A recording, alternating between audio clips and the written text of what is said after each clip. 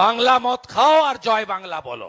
আর বোতলে 2.5 টাকা আছে, ভাইপোর কাছে চলে যাও। শুভেন্দু অধিকারী বলছি যে বাংলা মদ খাও জয় বাংলা বলো, তো ভালো তো বাংলার মদই তো খাইছি, অন্য কথাকার মদ খাইছি না।